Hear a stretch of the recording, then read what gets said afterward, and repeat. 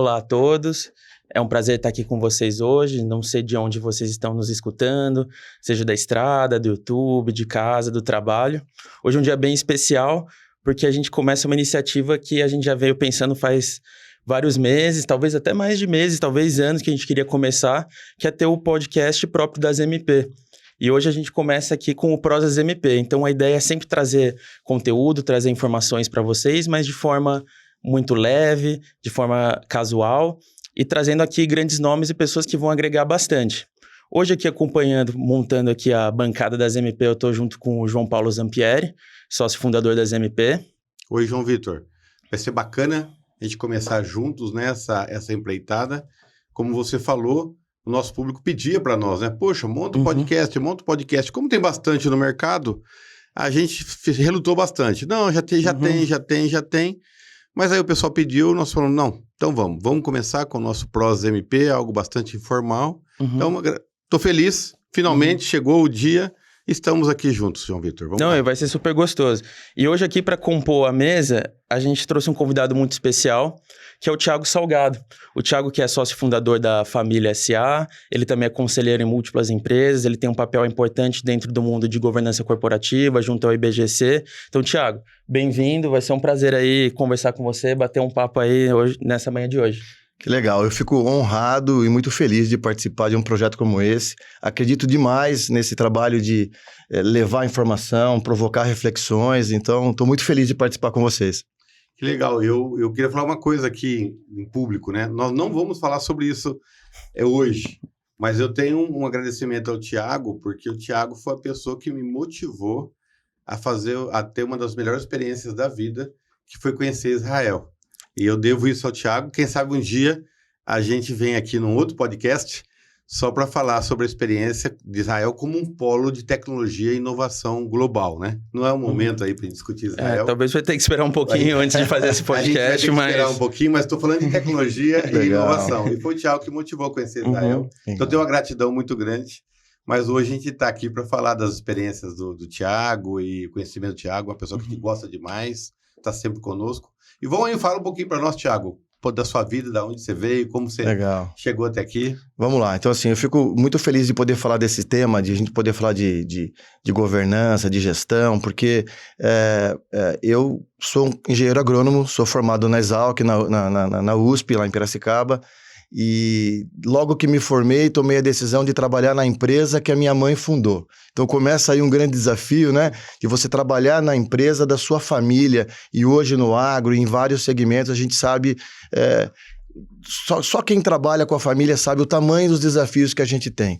Então eu tive a honra e a gratidão de, por mais de 25 anos, trabalhar na empresa que a minha mãe fundou e passar por todas as etapas que uma empresa familiar passa na jornada de governança. Então eu vivi todos os chapéus lá, né, os papéis. Papel de executivo, de filho, de irmão, de sócio, de filho do dono. Acho que quem vive esse papel sabe, né, o tamanho da responsabilidade de a gente trabalhar com pai, com mãe, com tio, né? Então eu tive a honra de passar por tudo isso e acho que muitos aprendizados, mas acho que um dos mais importantes é que a gente teve a coragem de iniciar um trabalho de mudança, né? De organização, de definição de papéis, de falar de direitos e deveres, de estabelecer fóruns adequados para discutir assuntos específicos, de montar um conselho, de trazer alguém de fora para nos ajudar. Hoje eu não vejo uma empresa competindo no mercado sem um olhar de fora, que não está envolvido com nada, que vai tratar as partes de forma igual. Então a gente passou por tudo isso, eu sou muito grato por ter vivido isso. Foi muito importante e mudou a história da nossa família e do nosso negócio.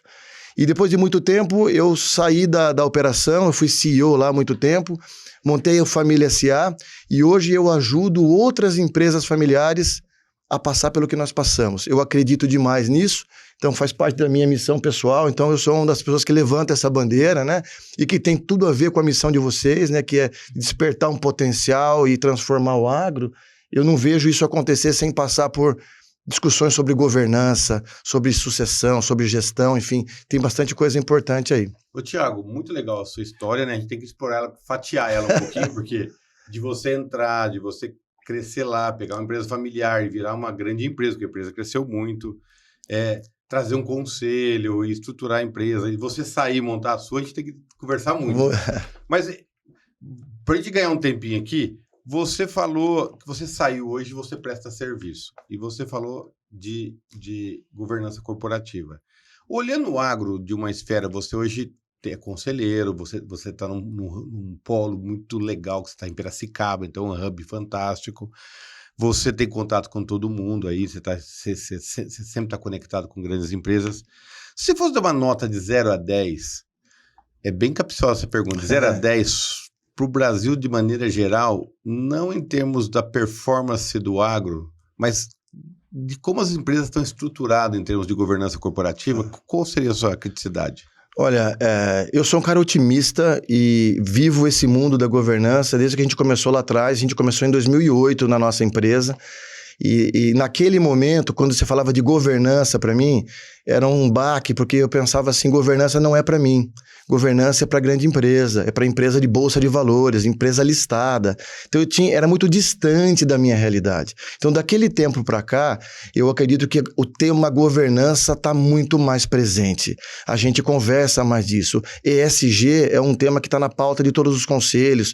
E o G do ESG é a governança, né? Então, respondendo a sua pergunta, eu acho que a gente tem muito para evoluir, mas eu acho que a gente caminhou demais, João. A gente...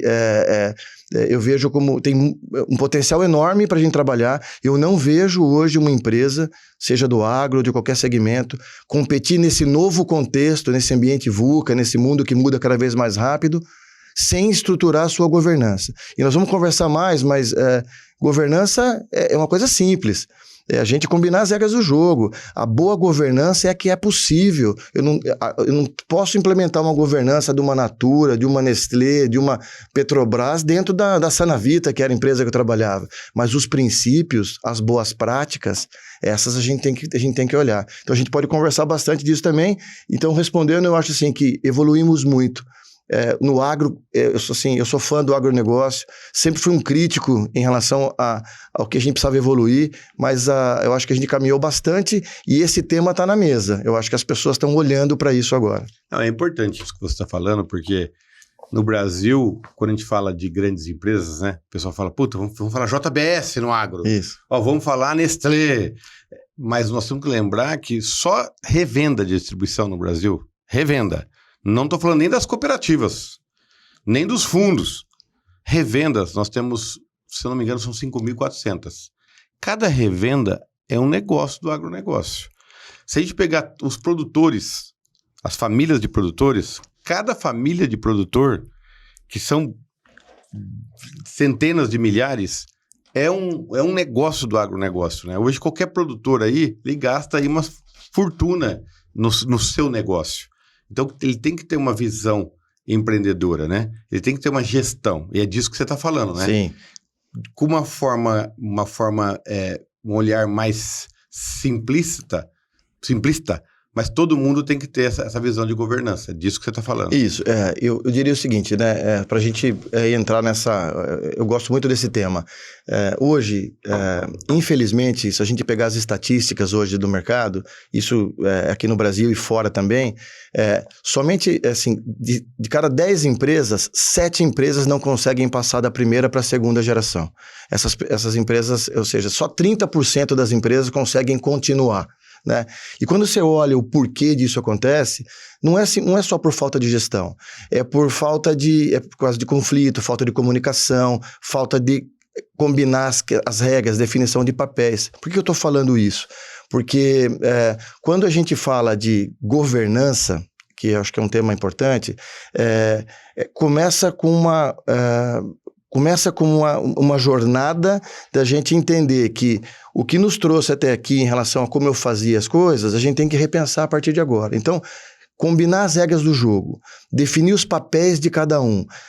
Por exemplo, sócio é sócio, não é dono. de empresa. Essa mudança parece sutil, mas ela é muito importante. Então, quando a gente fala de governança, assim, toda empresa familiar, ela precisa de 3 pilares importantes para conseguir competir nesse novo contexto. O primeiro pilar é o da governança. A gente vai conversar bastante aqui, que é combinar as regras do jogo, definição de papéis, transparência, prestação de contas, ter um fórum adequado para discutir os assuntos. Por exemplo, durante muito tempo na nossa família, a gente discutia questões de negócio no almoço de domingo, ou no corredor. Então, à noite, você chegava em casa, você estava conversando com quem? Com o pai ou com o chefe? A gente mistura muito os papéis.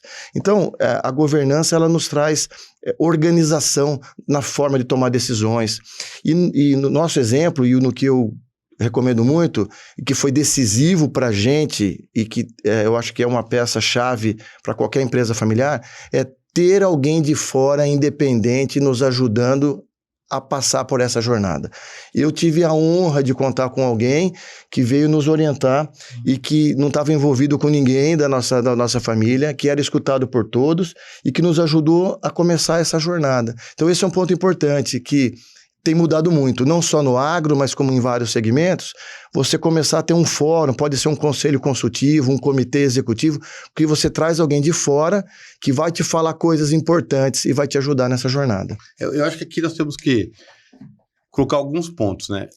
Se você tem uma empresa familiar, muitas vezes, mesmo que a família faça uma boa gestão, a família enxerga como a família. Perfeito. Então, se você tem alguém de fora, ele tem um olhar fora da família. Outro, que muitas famílias são destruídas por estar juntas.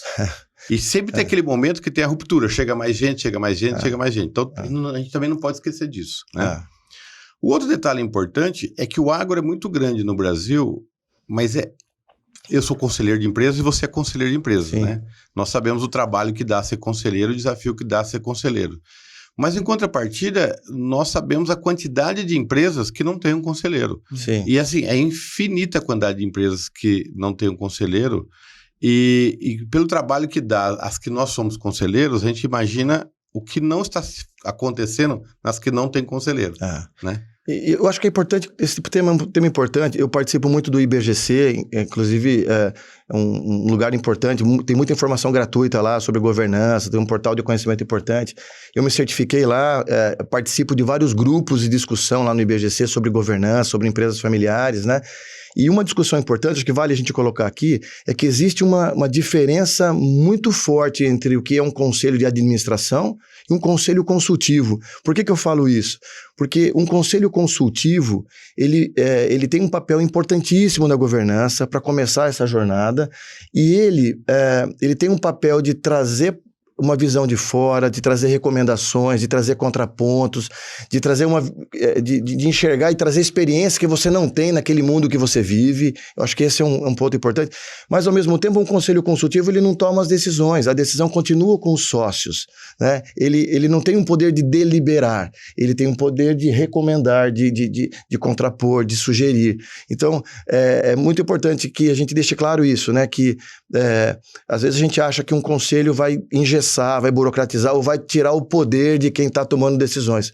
Pelo contrário, ele vai te dar mais informações e mais subsídios para que vocês, sócios, tomem melhores decisões. Acho que isso é importante. Uma coisa que a gente fala bastante nos nossos conselhos, né, é que na nossa visão, uma empresa que tem um conselho bem estabelecido e bem fortalecido facilita muito na gestão, porque muitas decisões não fica focado em uma pessoa única. Você, assim, os próprios gestores, eles podem, assim, entre aspas, se esconder atrás do conselho, do tipo, o conselho tomou essas decisões, isso foi debatido. Então, a gente vê que isso fortalece bastante. Eu acho que trazer um conselheiro externo é relevante para uma empresa familiar ou não. Porque a gente vê dentro das MP. A gente, muitas vezes no dia a dia, fica na correria, você perde de ver algumas coisas.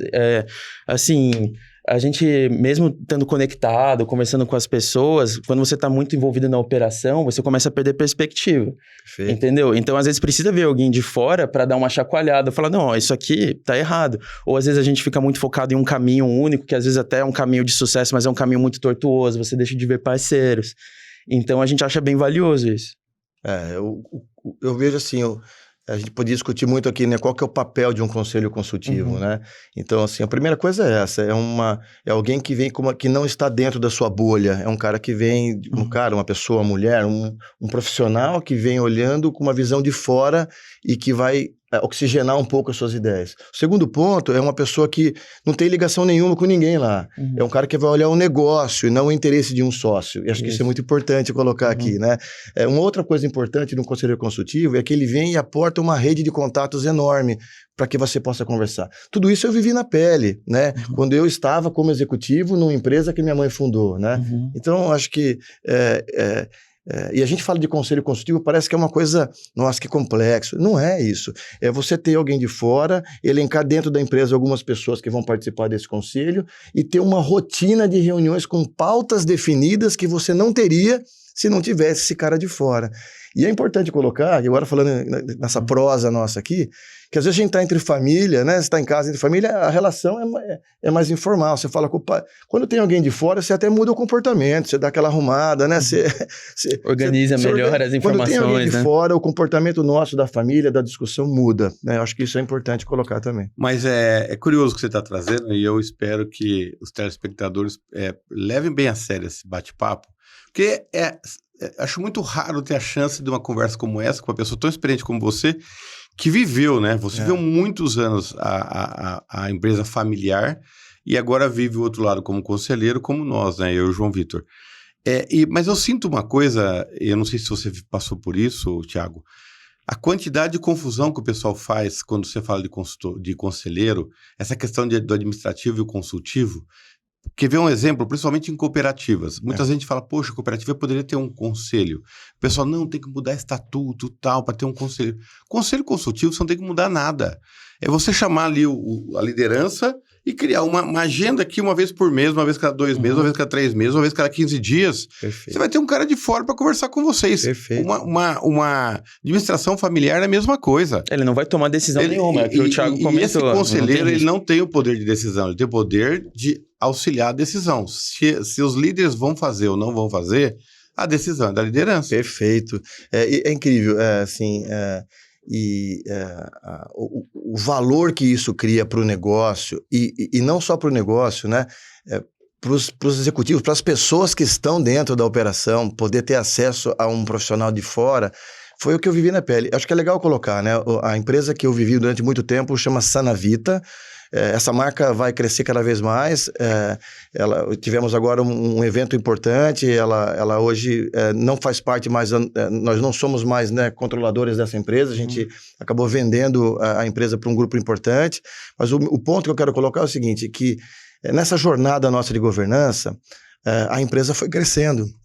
E a gente construiu fábrica, CD, implementamos sistema, começamos exportação, começamos a fabricar e desenvolver projetos para as grandes farmacêuticas. E isso só foi possível porque a gente teve coragem de encarar e de embarcar nessa questão de governança, em montar o conselho, em trazer gente de fora. Com isso, pessoas boas, talentos começaram a vir para a empresa, porque talentos não ficam em empresas de dono, empresas que não têm governança. As pessoas se acomodam. Então, se a gente quer competir nesse mercado, a gente tem que trazer isso para a mesa, né? Então, isso eu vivi muito, essa experiência da importância de embarcar nessa jornada.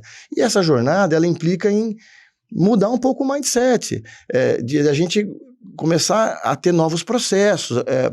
Por isso que eu chamo de jornada, viu, João? A gente começa de uma forma simples, e eu sempre gosto de manter isso simples, mas isso vai evoluindo, né?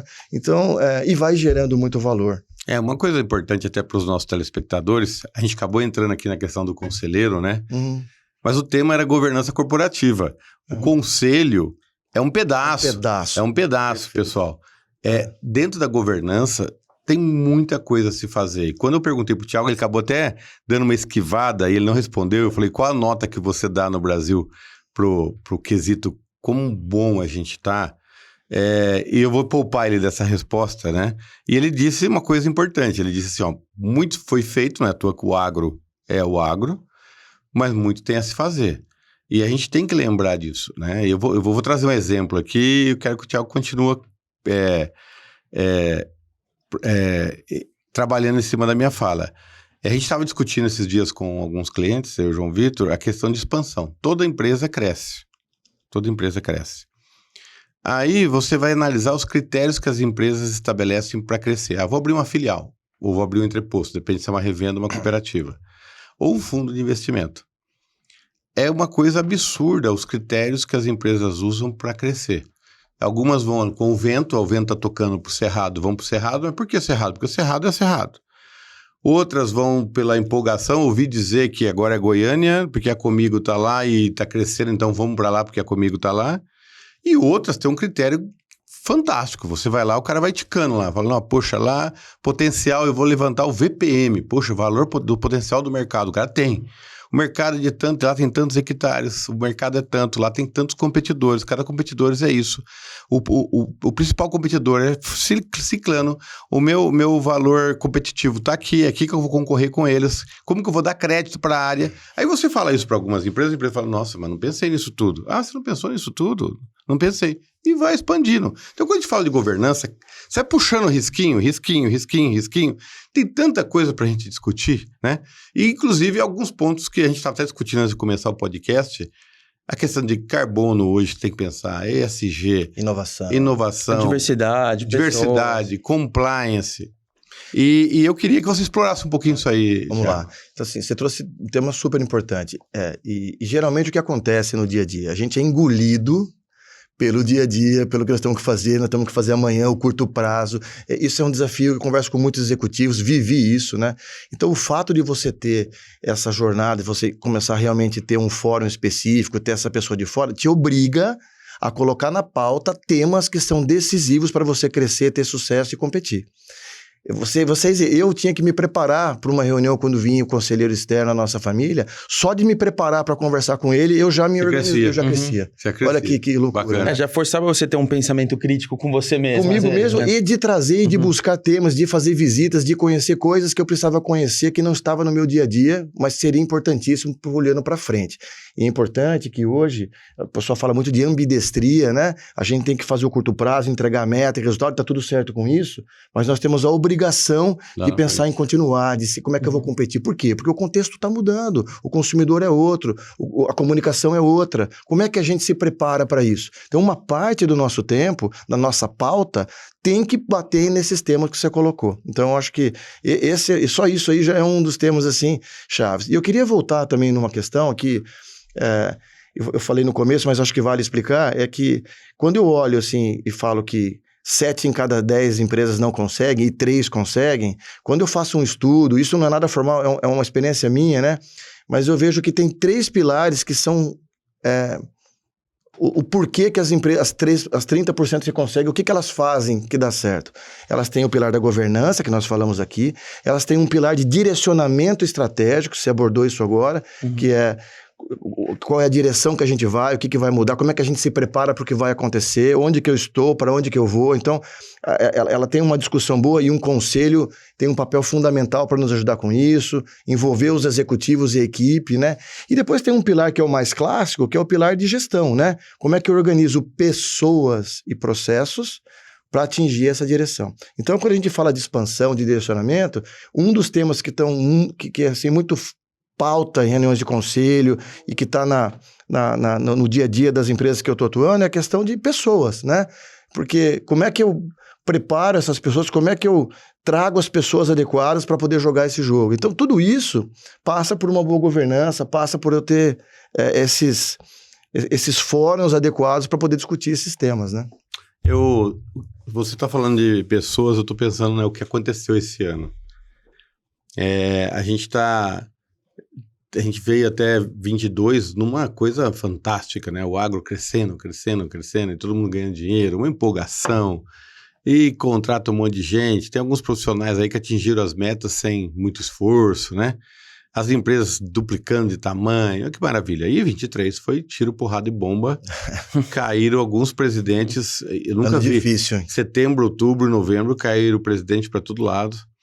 E o Brasil pagou a conta, né? As publicações globais foram, olha, a empresa X não foi bem e infelizmente por causa do Brasil. A empresa Y não foi bem, infelizmente por causa do Brasil. O Brasil, na hora que cresceu, Não se falou tanto que era por causa do Brasil. Mano, a hora que caiu foi o Brasil pagou a conta e os presidentes perderam o emprego. Olhando aqui para as nossas empresas nacionais, nossas empresas que tocam o nosso negócio aqui, tá aparecendo esse resultado, tá? No final do ano tá aí, nós vamos ver os balanços não vão ser bons. E quando você vai especular um pouco, né? Eu tenho que tomar cuidado para não dar nome aos bois. Você vê que as empresas são como se fosse uma casa grande. Quanto maior a empresa, maior a casa. E numa casa, você tem os seus canos, as tubulações. Imagina que a sua casa é pequenininha, você tem lá um caninho pingando. Você fala, não vou mexer com isso. Governança. Fala para a esposa, depois eu mexo. Depois a gente chama o encanador. Tá pingando, mas é um cano pingando.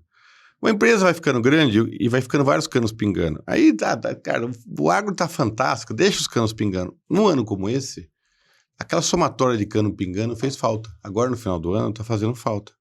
E aí você começa a olhar e fazer conta, pegar os balanços, puxa, é muito cano pingando. Se não fosse esses canos pingando...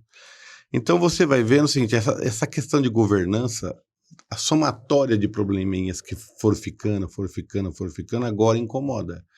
E para arrumar tudo de uma vez, como o ano não foi bom, também falta caixa agora. Você fala assim, e agora como que eu arrumo? E aí vem a outra parte que é importante, o que você acabou de falar, pessoas. E o cara fala, pô, e agora quem arruma? Ele não veio trabalhando naquela correria, ele não veio trabalhando as pessoas, porque quando o agro estava crescendo, ele precisava das pessoas, colocar as pessoas certas para dentro de casa. Mas tá crescendo, deixa quieto. E ele não colocou as pessoas certas. Agora precisa arrumar a casa. E onde você acha essas pessoas? Então, nós estamos passando aí um problema geral de falta de caixa, falta de governança que está causando mais falta de caixa com falta de pessoas. Ou seja, nós vamos entrar em janeiro com algumas empresas bem enroscadas. Eu gosto dessa analogia aí da casa e vejo até a governança não nem como um cano, mas como uma fundação, como uma estrutura de base, né? É a estrutura que foi construída, né? Porque quando a gente fala de governança, é o sistema pelo qual a gente monitora, a gente decide, a gente alinha, a gente olha os canos, né? De uma forma muito simples, né? E quando você tem um ambiente onde as pessoas... elas entendem que tem transparência, que a gente tem um plano de cargos e salários, que a gente tem uma bonificação clara em cima de metas atingidas, a gente atrai pessoas boas, né? E lembrando também que hoje, a gente falou pouco aqui, né? Você trouxe os temas também de inovação, ESG, sustentabilidade, essas questões todas. Hoje, muitas pessoas boas, elas querem saber... qual camisa elas vão vestir, né? O que impacto essa empresa gera em relação a tudo que está fazendo. E aí eu vejo um potencial enorme no agro também para poder trabalhar em cima disso, né? Mas eu concordo com você. A gente tem que olhar esses canos que estão vazando aí e a governança pode ser um grande caminho para ajudar. Mas aí você falou, você tocou num outro assunto que é delicado e vai mais um podcast. Mas eu me atraiu passar um pouquinho por ele. Você vê, você está em Piracicaba, é um baita hub de empresas. Sim. Mas não tem só empresas de agro, né? Tem várias empresas. Eu sinto hoje, quando você quer atrair alguém para a empresa do agro, por uma questão de mídia, de propaganda e tal, as empresas são interessantes, mas o agro, para algumas pessoas, não é tão interessante. E isso me deixa triste. Eu sou agrônomo, sou como você, nós somos raiz, nós gostamos do agro, nós somos apaixonados pelo agro. E eu devo tudo que eu fiz na minha vida ao agro. E eu lamento, assim, quando eu vejo o jovem, né? Espero que tenha jovens que não sejam do agro que vão nos ouvir. Que ele tem alguma reticência com relação ao agro, e eu lamento as empresas não trabalharem mais isso em termos de imagem. Porque é fascinante, né?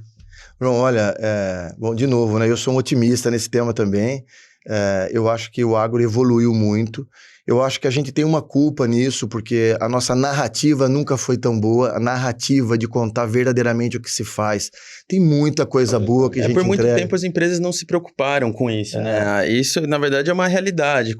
As empresas começaram a se preocupar mais quando começou a doer nelas, né? Eu acho que a gente vive um momento importante de repensar, de de entender qual que é o papel das empresas. A gente sai do mundo, e não só no agro, acho que em todos os segmentos, onde a função da empresa era exclusivamente dar lucro para acionista. Uhum. A gente viveu isso, a gente aprendeu assim, né? E hoje a gente passa para um lado que hoje uma empresa ela tem que preocupar com o impacto que ela gera ao seu redor, né? Então isso vem mudando, e o agro também está acompanhando. Eu acho que a gente tem uma oportunidade, e algumas pessoas já entenderam isso, vocês fazem um trabalho muito legal, de contar, de trazer uma narrativa verdadeira do valor que o agro gera. E a gente tem que contar mais isso. E eu vejo muitas iniciativas, eu estou em Piracicaba, lá a gente tem o Agtech Garage, várias startups, várias empresas do agro, solucionando problemas e trazendo soluções para melhorar o meio ambiente, para melhorar o mundo, cara, está acontecendo. E muitos jovens, eles são atraídos por tecnologia e por causas. E eu acho que a gente tem aí uma avenida de oportunidade para frente, já está acontecendo. Lá em Piracicaba, a gente é conhecido como o Vale do Silício do agronegócio. Aliás, levamos vários executivos para lá para conhecer, né? Acho que isso é uma coisa que a gente tem que fazer mais, vocês fazem um trabalho lindo em relação a isso. Então eu vejo assim, não tem mais volta, todas as empresas precisam entender que para gerar resultado, o resultado tem que ser consequência de um bom trabalho feito, levando em consideração várias coisas além do lucro. É um tema que vale um podcast também, mas aí você atrai pessoas certas, é um resultado verdadeiro.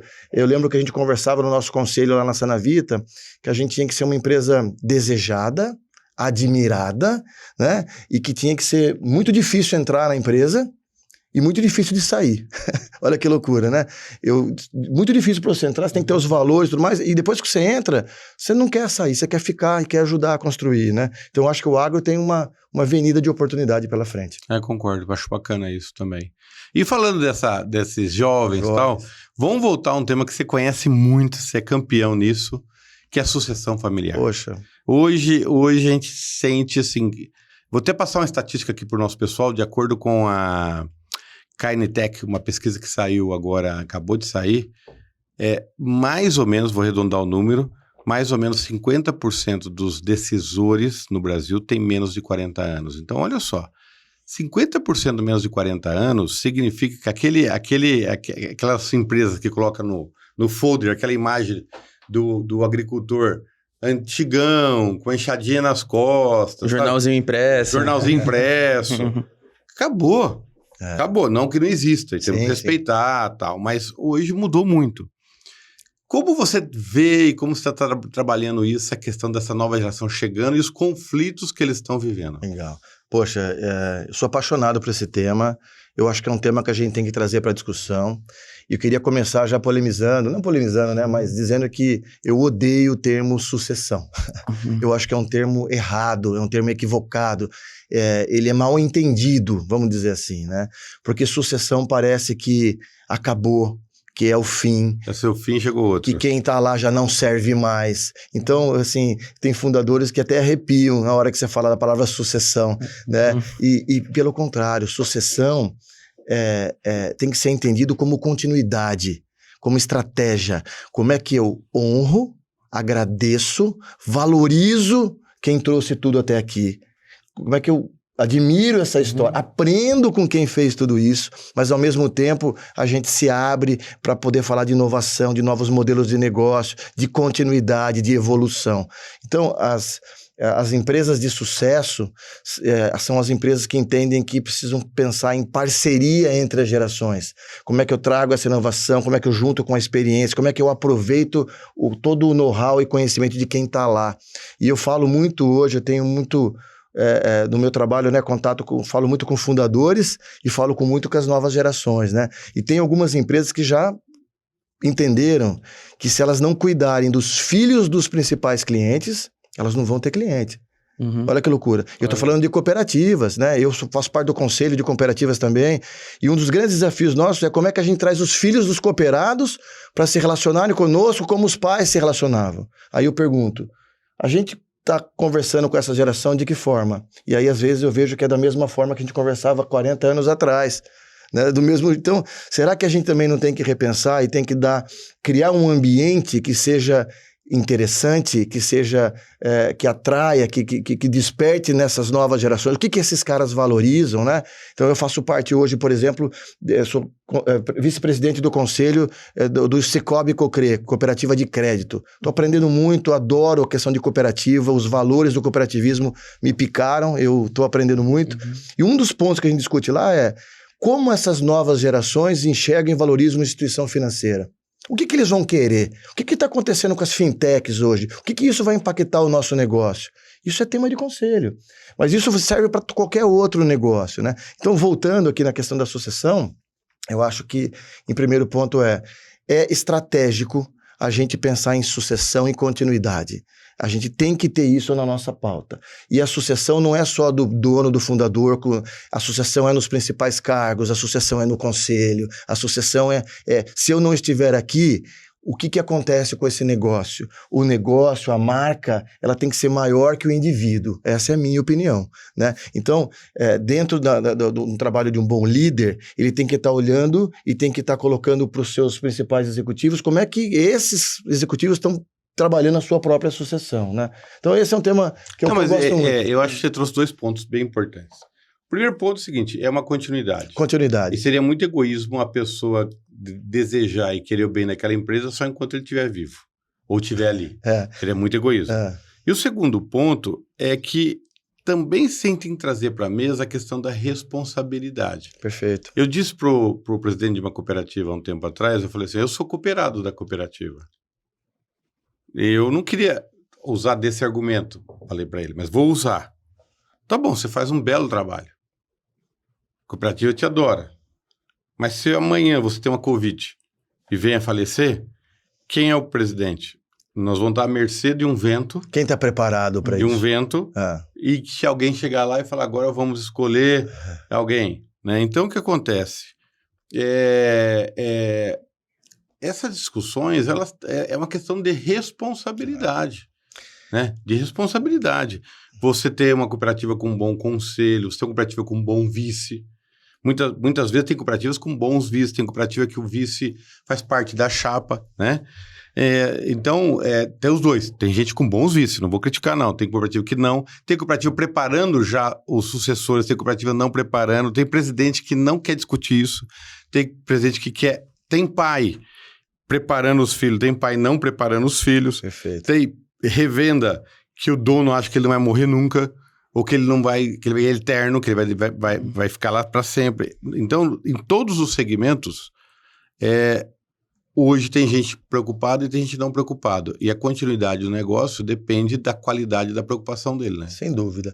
Eu até separaria dentro desse tema sucessão. Então, quando a gente fala de cooperativas, de grandes empresas, distribuidoras de fertilizantes, enfim, desse mundo mais corporativo, né, vamos dizer assim, eu acho que assim, a questão da sucessão é uma questão estratégica, tem que estar no negócio, tem que estar sendo discutido. Você trouxe alguns pontos importantes aí. Acho também, assim, eu falei do cooperativismo, eu assim, sou fã, adoro, assim, cada vez mais que eu vivo o mundo do cooperativismo, eu acho que o mundo corporativo precisa mais de conceitos de cooperativas dentro do mundo corporativo, mas ao mesmo tempo, uma provocação aqui pra gente, eu acho que o cooperativismo precisa beber um pouco de fonte também, de olhar lá fora, olhar outros segmentos. Eu insisto muito isso lá, que a gente fica muito no mundo do cooperativo, só fala com cooperativa, só fica naquele mundo, e a gente tem que olhar um pouco de boas práticas no segmento de alimentos, farmacêutico, cosmético, e trazer isso dentro dos nossos princípios para o mundo cooperativista, né? Então essa é uma provocação que eu faço para as cooperativas, que acho que vai subir muito a nossa régua, e aí a gente adapta isso ao nosso modelo cooperativista, né? Agora, quando a gente fala de sucessão e continuidade no mundo de empresas familiares, onde é pai com filho, irmãos, o desafio é maior, né? E eu converso com muitos fundadores que falam assim para mim, Tiago, eu não quero mexer com isso não, quando não tiver mais aqui, eles resolvem. Não resolve. Não resolvem, né? E a gente tem aqui exemplos que acontecem nas melhores famílias. Na minha família, que é uma família que eu sou grato por tudo que eu tive, a gente teve discussões acaloradas quando o assunto envolve poder, dinheiro, ego, relacionamento, amor de pai, ciúme de irmão. Então, isso acontece em todas as famílias. Eu brinco nas palestras que eu dou, nos cursos que eu participo, que quem não quiser colocar pode falar assim, ó, na família de um amigo meu tem isso aqui. Porque em todo mundo passa por esses desafios. Então, nesse caso, eu costumo dar algumas dicas para os fundadores e dicas para os sucessores. Acho que vale a gente trazer aqui para todo mundo essas dicas, né? Então, para os fundadores, eu falo assim, ó, tenham a sabedoria de conversar sobre tudo isso quando tudo está bem. Quando tudo está bem, quando não aconteceu nenhuma briga, quando ninguém morreu, porque famílias inteligentes, elas são protagonistas e elas criam o futuro que elas desejam. Olha, cara, eu fico... Interessante. Eu acredito demais nisso. Isso é legal mesmo. Por que eu preciso esperar alguma coisa acontecer para depois correr atrás no momento que a gente está abalado, correr atrás de inventário, pagar imposto que não precisa, tensão, filho brigar, filho não acabar Natal. Eu já vi isso acontecer em vários lugares, né? E aí as pessoas chamam você para lá quando já aconteceu isso. Então, famílias inteligentes começam a conversar desse assunto quando a gente está bem, quando o negócio está bem, quando as relações estão bem. Vamos ter conversas difíceis, mas a gente fala que as nossas ideias vão brigar, a gente não, e a gente vai construir o futuro que a gente quer. Eu falo muito isso para os fundadores, e acho que o primeiro passo para uma família conversar sobre tudo isso é a gente subir a régua da consciência dessa família sobre o que é governança. Porque muitas vezes não se conversa sobre isso porque não se entende como fazer. Porque até então a gente era empresa de dono. A minha assembleia era assim, eu olho no espelho, eu converso comigo, decido e faço. E tá tudo certo. Mas quando começam a entrar os filhos, quando começam a ter um novo contexto, já não dá mais para fazer dessa forma. Então, esse é um primeiro ponto. O segundo ponto é, fundadores, tragam alguém de fora para te ajudar nessa jornada. Né? Tenham coragem para poder fazer isso, né? Tenham também a coragem de às vezes dizer que não sabe alguma coisa, porque às vezes o fundador acha que ele tem que resolver tudo, né? Então tem várias dicas importantes que eu acho que a gente tem que trazer e pôr essa conversa na mesa para ajudar essas pessoas nessa jornada. E para os sucessores, parem de falar de sucessão e comecem a olhar a continuidade. Tenham um pouquinho de paciência, porque está faltando paciência um pouco das novas gerações, na minha visão. A gente tem um dado que essas novas gerações, elas tiveram um estudo maior do que as gerações anteriores. Então, o pai proporcionou, o cara foi para os Estados Unidos, tudo. Então o cara volta... achando que é o cara. Colocando e criticando tudo, querendo mudar tudo. Então, assim, o que eu falo assim, pare de criticar. Então, ofereça ajuda. Quando você oferece ajuda, as pessoas se abrem. Quando você critica, as pessoas se fecham. Então, assim, porque vamos entender também que quem está lá passou por um monte de coisa que você nem imagina. Então, vai aprender um pouco, vai respeitar. Espera um tempo para você aprender lá, né? Então, humildade, né? Humildade de saber que você tem que aprender muito com quem está lá. Né? Então, isso vale para todas as empresas. Então, eu tenho conversado muito sobre esses temas e quando as pessoas estão abertas a conversar sobre isso, mágicas acontecem, as coisas começam a evoluir, a gente começa a falar sobre um acordo de sócios, a gente começa a falar sobre um planejamento tributário, a gente... proteção patrimonial. No agro, a gente tem empresas que têm um ativo aí de terras, né? Assim, gigantesco. Construímos a vida inteira isso. Por que nós não vamos proteger isso, sendo inteligente? Enfim, então tem conversas grandes para fazer, mas o que eu queria aqui provocar é que a pior coisa que nós podemos fazer é não conversar sobre esse assunto. Então eu fico muito feliz a gente poder estar falando com um monte de gente aqui, quem está nos ouvindo sobre isso. Mas você sabe que foi muito legal o que você falou agora. Eu gostaria muito que as pessoas ouvissem, porque essa é uma dor enorme no Brasil, no mundo, né? Eu e o João Vitor tivemos na Universidade de Purdue e eles abriram, não sei se você lembra, João Vitor, abriram a aula falando de sucessão e eles disseram que o número de empresas que chegam até a terceira geração aí não chega a 20%. Você falou 30%. Não, por aí, né? Da segunda geração, né? Terceira lá. A terceira, o nome aqui é 5%, 10%. E isso porque eles já constituem empresa mesmo, é tudo...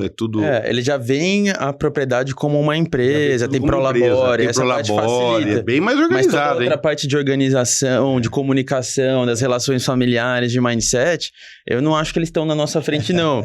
Por isso os números baixos mas também. Os números são baixíssimos. Então, o mundo inteiro tem o mesmo problema, né? Então, eu acho bacana essa discussão. Um ponto que eu acrescento aí, que aí tá fora do mindset da sucessão, mas para outros telespectadores, que nós aprendemos também ouvindo. Nós entrevistamos um casal que herdou. Perfeito. Herdou. O rapaz era surfista O cara fez RI, também Relações Internacionais, nada a ver com a... Tava morando na Austrália e o sogro ligou e falou, ó, vem que eu não aguento mais. E o negócio era muito grande. E acontece. Você pode estar casado com uma pessoa, ou vice-versa, um dos dois é chamado para assumir. E isso é uma verdade também. Para o agricultor, que às vezes os filhos falam que não vão tocar o negócio, mas um dia acontece alguma coisa e tem que tocar na marra, que é a pior situação, porque eles não conhecem nada, entendeu? Ou de quem vem que nunca se interessou e de repente é obrigado a assumir. Bom, mas vieram. Tá. E conversando com ele trouxe um ponto que eu não tinha me atentado. E aí uma dica para quem está ouvindo. Aí a conversa era sobre os fornecedores, as empresas que atende.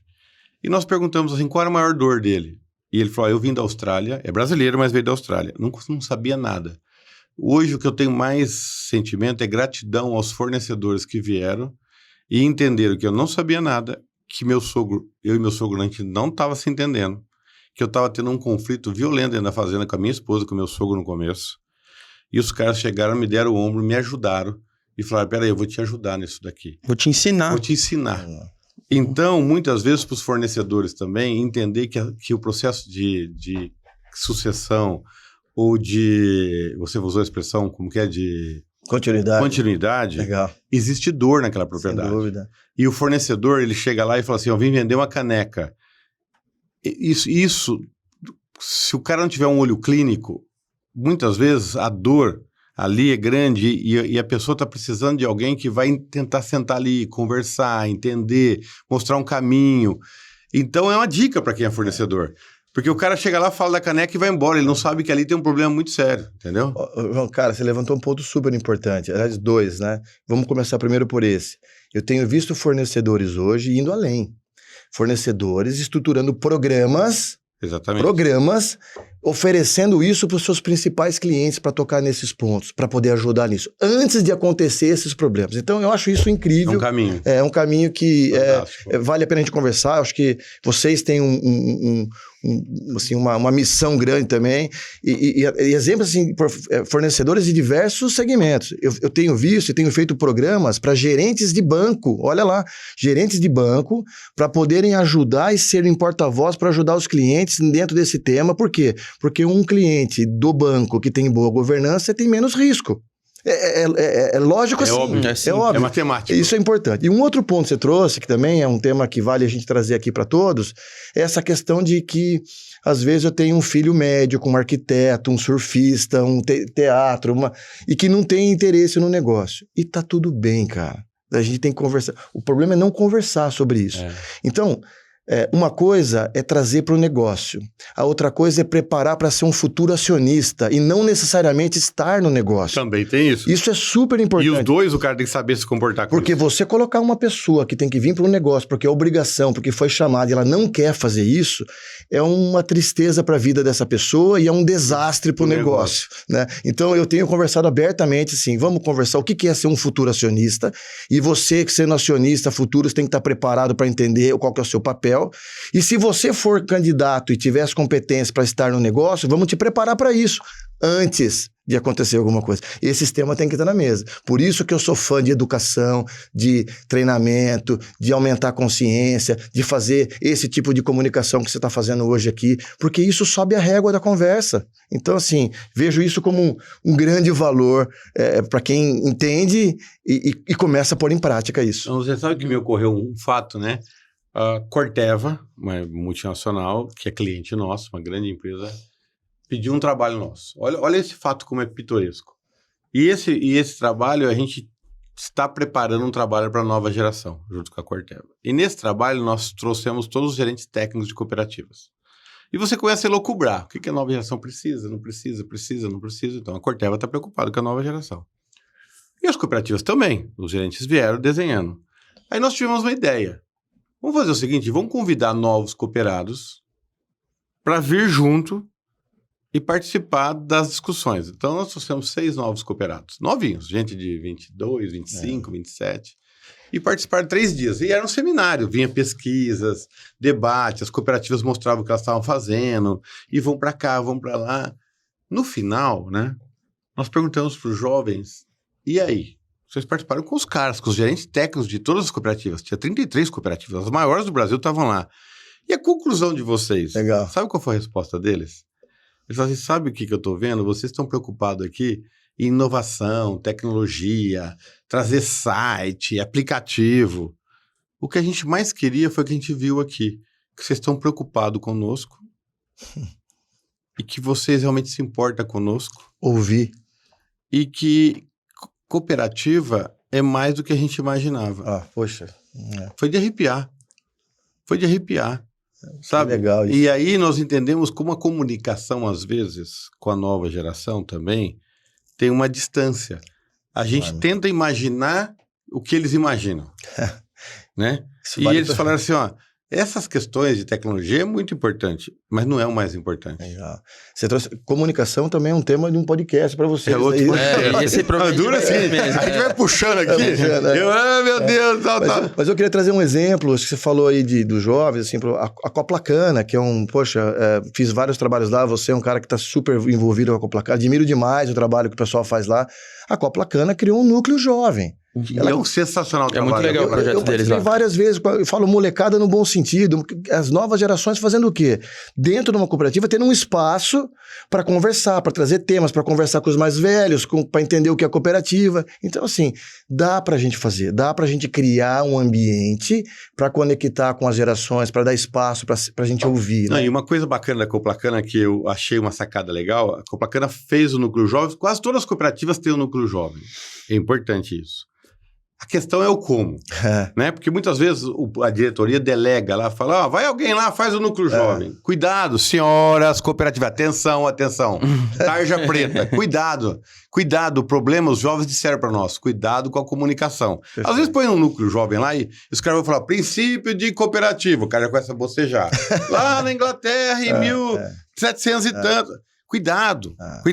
E o jornalzinho continua igual, sabe? O jornalzinho antigo. Cuidado, gente. Não é o caso da Coplacana. Não é o caso da Coplacana. Eu ia falar disso. E a Coplacana colocou jovem na diretoria do Núcleo Jovem para pensar junto o que fazer. Eles viajam juntos. A diretoria da Coplacana participa sempre. Então, esse é um ponto importante. Com o Núcleo Jovem. A diretoria executiva da Coplacana, e na verdade os conselheiros todos, eles são próximos do Núcleo Jovem, eles fazem ações junto. E isso é bem importante, porque o jovem ele tem que se ver como parte da cooperativa, não como só o filho ou um acessório ali de quem é. E o Núcleo Jovem está ligado ao marketing, que está ligado ao Rossi, que é um cara cabeça super aberta. Eu participo do conselho da Coplacana. Todo mês é levado para o conselho que o Núcleo Jovem está fazendo, com as fotos, as ações, as premiações. Então é outra vibe. Nós estamos olhando o futuro. E uma coisa que eu acho bacana, que eu fiquei impressionado, em alguns eventos do Núcleo Jovem, os jovens têm que ir com os pais. Então é legal, isso eu achei impressionante. O pai acompanha a passagem, o pai vê o que a cooperativa está fazendo pelo filho e o pai vê a passagem, o crescimento do filho. Legal. E isso foi uma sacada muito legal, porque também não é um negócio que o filho fala, sei lá, meu pai está fazendo alguma... O pai fala, meu filho está fazendo alguma coisa ali. Porque o pai também tem que ter essa confiança e falar, poxa, meu filho está crescendo, está bem amparado. Está se desenvolvendo. Então é muito legal. Foi muito bem lembrado para você. Isso para um pai e assim, e muitos fornecedores, parceiros entendem a importância disso, né? Que legal. Isso eu acho um tema. Não, olha, nós discutimos 2 temas hoje. Eu acho que você vai ter que voltar. E foi muito gostoso, Thiago. Te agradeço muito, João Vitor. Acho que você tem que... Não, que isso, Thiago. Foi um prazer. Com certeza a gente vai ter que marcar um segundo aí para discutir de comunicação, ou talvez até adentrar um pouco mais sobre algumas questões aí de novas gerações, né? A gente discute muito que não é fácil trabalhar com novas gerações porque você não está abrindo mão das velhas gerações. O João Paulo mesmo colocou ali, né? 50% dos tomadores de decisões em propriedade são mais novos, mas 50% são mais velhos. E o profissional é o mesmo. Então tem um mar aí para explorar. Mas queria te agradecer muito, Thiago. Aqui a casa é sua, você sabe que você é parceiro das MP, a gente vai se falar de novo e se tudo der certo, daqui a um tempo você já está aqui para gravar um outro episódio com a gente. Mas foi um prazer. Legal, bom, eu queria parabenizar por esse projeto, eu acredito demais nisso. As MP têm um papel importante no agro de trazer essas provocações. Vocês sabem disso, né? Eu me sinto muito à vontade aqui com vocês, admiro e me conecto com a missão de vocês, né?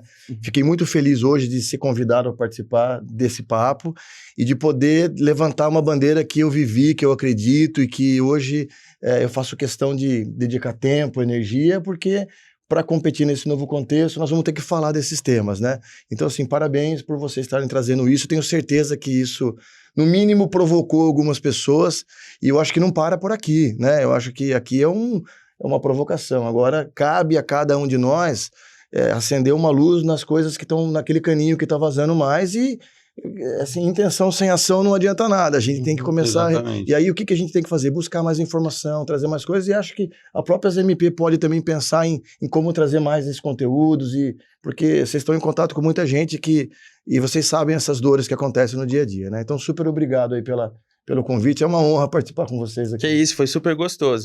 Então a gente vai concluindo o episódio de hoje. Queria agradecer a todos os telespectadores e fiquem atentos. Nos próximos dias nós devemos ter mais convidados e trazendo mais conteúdo aí para a gente prosear mais sobre o agro. Viu? Então ficamos por aqui hoje. Até mais, pessoal. Um abraço a Tá bom. todos.